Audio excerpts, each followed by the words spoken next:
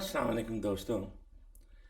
लोग पूछते हैं कि खान साहब को क्या सूझी थी कि वो आसिम मुनीर और नकवी के बारे में और सबके बारे में इतना खुल के बोलते। असल में बात यह है कि अगर लोगों को खान की जो ला इलाहा इल्लल्लाह की अंडरस्टैंडिंग है वो समझ आ जाए तो उनके सारे दुख दूर हो जाएंगे। असल में बात यह है कि ला इलाहा इल्लल्लाह मुहम्मद रसूलुल्लाह का कॉन्सेप्ट हमें सही तरह समझ में नहीं आया। और वो जो खान कहता है ना कि या अल्लाह मेरी एक ही दुआ है कि जब मैं क़यामत के दिन पुकारा जाऊं तो आप मुझे कहो कि इमरान शाबाश तुमने लोगों को ला इलाहा इल्लल्लाह का मतलब समझा दिया। ये कहने को तो सिर्फ एक कलमा है, लेकिन हकीकत ये है कि अगर ये कलमा हमारे दिलों के अंदर उतर जाए तो आप यकीन कीजिए कि आपके सामने दुनिया की पूरी ताकतें कोई हैसियत नहीं रखते। यानी अगर आपको सिर्फ अमेरिका, बरतानिया, ऑस्ट्रेलिया नहीं बल्कि पूरी दुनिया का सरबराह भी बना दिया जाए तो आपके सामने जो ला इलाहा इल्लल्लाह की जो चाशनी है, अंडरस्टैंडिंग है, उसके बराबर नहीं हो सकती। असल में ये बात समझने के लिए देखिए ज़रा कि ला इलाहा इल्लल्लाह क्या कहता है कि देयर इज़ नो गॉड, कोई इलाह नहीं, कोई इलाह नहीं सिवाय अल्लाह के। क्या मतलब है कि मैं किसी का सब सर्विएंट नहीं हूं, मैं किसी का नायब नहीं हूं, मैं किसी का भी नायब नहीं हूं। और मैं किसका नायब हूं? सिर्फ और सिर्फ अल्लाह का। यही मतलब है इय्याका नअबुदु व इय्याका नस्तईन का, कि हम सिर्फ तेरी इबादत करते हैं और सिर्फ तुझी से मदद मांगते हैं। इसका मतलब क्या हुआ? मतलब ये हुआ कि आप अल्लाह के नायब बन गए। आप अंदाज़ा लगाएं कि अगर आप छोटे से किसी लीडर का, हरकारे का वाइसराय बन जाए तो आपकी जो पाँव हैं वो ज़मीन पे नहीं टिकते। अब नकवी साहब के पाँव ज़मीन पे नहीं टिकते क्योंकि वो वाइसराय बने हुए हैं। वाइसराय क्या होता है? वो बंदा जो वॉइस हो, यानी आवाज़ हो राय साहब की, यानी रॉयल की, यानी किंग की, जो बिहाइंड द सीन होता है। तो ये वो इंडिया में वाइसराय भेजते थे और जगहों पे वाइसराय भेजते थे, वो ज़माना था। आज यहाँ पे कंपनी सरकार ने वही निज़ाम बग़ैर बताए अपनाया हुआ है।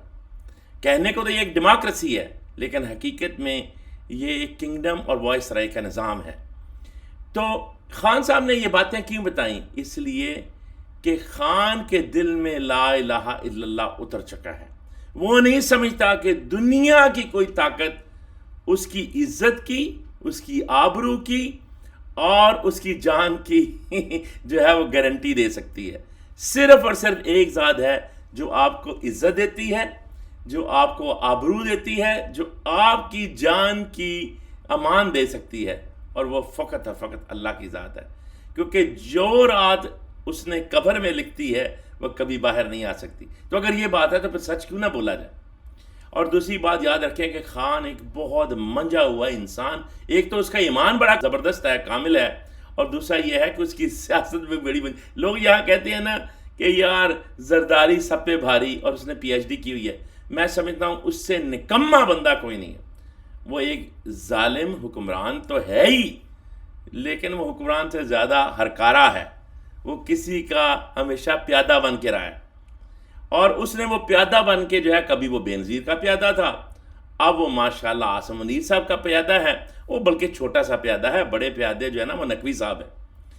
तो वो जो छोटा सा प्यादा बने हुए हैं, तो वो इनका ये ख्याल है कि मैं जो है वो बड़ा कोई जो है PhD हूँ। हकीकत में जो शख्स अपनी पार्टी का बेड़ा गर्क कर ले और अपनी पार्टी को बर्बाद कर दे, यानी वो पार्टी जो कि पंजाब की सबसे बड़ी पार्टी होती थी, उसकी तबाही उतर गई, और आप उसको PhD कहते हैं।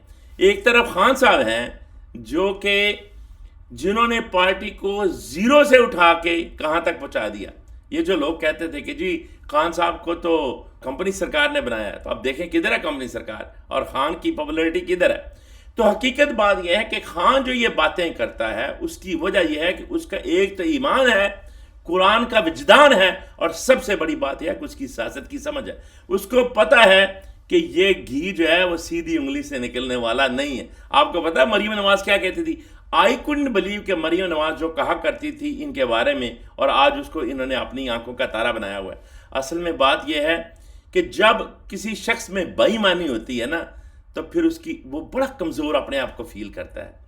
تو ایسے کمزور انسان کے سامنے ایمان کی طاقت دکھانا بہت ضروری ہے. تو خان نے 2 باتیں کی ہیں. ایک تو خان نے اس کو یہ بتایا ہے کہ مجھے علم ہے کہ تم کیا کر رہے ہو اور میں تم سے ڈرتا ورتا نہیں ہوں، اور دوسری طرف یہ بھی کہا ہے کہ اس ملک کے لیے اینڈ پہ میں ہر بات پہ، ہر انصاف کی بات پہ بات کرنے کو تیار ہوں، لیکن آپ کی ناانصافی کی حکمرانی نہیں چل سکتی. اگر تو انصاف کے ساتھ آؤ گے، قوانین کی پابندی کرو گے، تو پھر میں بات کرنے کو تیار ہوں. اور اگر تم بے انصافی کرو گے اور قانون کو اپنے گھر کی لونڈی سمجھو گے، تو پھر میرا تمہارے ساتھ جو ہے وہ ازل کی جو ہے نا وہ دشمنی ہے. دوسری بات یہ آپ یاد رکھیں کہ آپ پہ جہاد فرض ہو جاتا ہے جب آپ کی عزت پہ، آپ کے گھر پہ کوئی حملہ کرے. آپ کو پتہ ہے اس بات کا؟ جا کے چیک کر لیں. تو خان کی عزت پہ اس کے گھر پہ حملہ ہوا ہے، اور اس کا گھر ایک تو پاکستان ہے جس پہ حملہ ہوا ہے، اور اس کی خواتین پہ، اور پھر اس کی اپنی وائف پہ بھی، اور اس کی اپنی عزت پہ حملہ ہوا ہے. تو اس پہ تو یہ فرض ہے کہ وہ کا مقابلہ کرے اور ان کو ان کا چہرہ دکھائے، بلکہ یہ جہاد ہے. یہ اگر وہ نہ بات کرے تو وہ اس کا مطلب ہے غیرت والا انسان نہیں ہے، کیونکہ لا الہ الا اللہ انسان کو غیرت بھی سکھاتا ہے، کیونکہ وہ سکھاتا ہے کہ آپ نے سچ اور حق بولنا ہے، کیونکہ آپ کی عزت کا، آپ کی جان کا، مال کا اصل ذمہ دار تو اللہ ہے. تو اگر آپ سچ نہیں بولیں گے تو آپ نے حقیقت میں اپنے ساتھ خود ظلم کیا. تو خان تو یہ بات نہیں کر سکتا. اب خان نے صرف سچی باتیں کی ہیں، اور قاضی صاحب کو بھی آئینہ دکھایا ہے کہ قرآن کی آیت ان کو بھیجی ہے کہ اگر آپ کی ذاتی کسی سے دشمنی بھی ہو تو اس دشمنی میں بھی آپ ناانصافی نہیں کر سکتے، بلکہ اگر آپ کے والدین بھی ہوں اور حق کا فیصلہ ان کے خلاف ہو تو آپ ان کے خلاف بولیں گے حق کی بنا پہ. اور آپ کو پتہ ہے صرف اور صرف 2 بنیادوں پہ والدین کے ساتھ ڈس ایگری کرنا بنتا ہے. ایک یہ جب وہ شرک کر رہے ہوں یا شرک کرنے کو کہتے ہوں، اور دوسرا یہ ہے کہ جب وہ ناانصافی کر رہے ہوں. تو یہ ناانصافی اور شرک بائی دا وے ایک ہی چیز ہے، کیونکہ اللہ فرماتا ہے ان الشرک لظلم عظیم، کہ نو ڈاؤٹ شرک جو ہے یہ سب سے بڑا ظلم ہے، ناانصافی ہے. اور ناانصافی آن دی ادر ہینڈ اپوزٹ از شرک، کیونکہ آپ جب ناانصافی کرتے ہیں تو اللہ کے حکم کو چھوڑ کے کسی اور کا حکم مان رہے ہوتے ہیں یا اپنی ذات کا حکم مان رہے ہوتے ہیں. تو اس کا مطلب ہے آپ نے شرک کیا.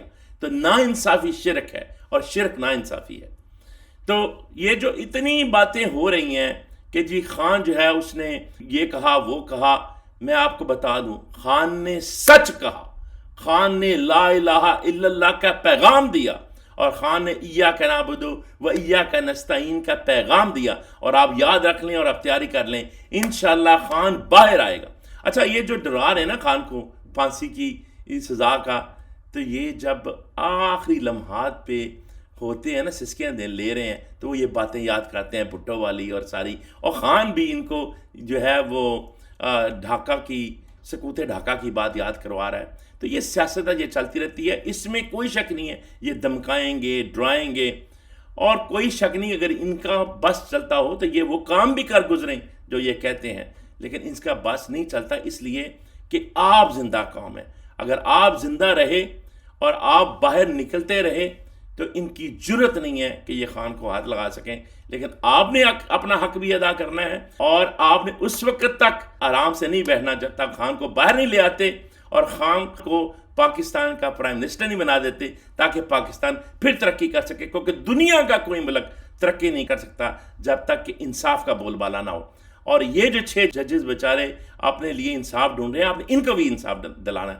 سب سے بڑی طاقت اللہ کی اور اس کے بعد عوام کی، اور آپ نے اللہ کے بھروسے پہ ہر وقت خان کا ساتھ دینا ہے. انشاءاللہ اللہ آپ کا حامی و ناصر ہوگا.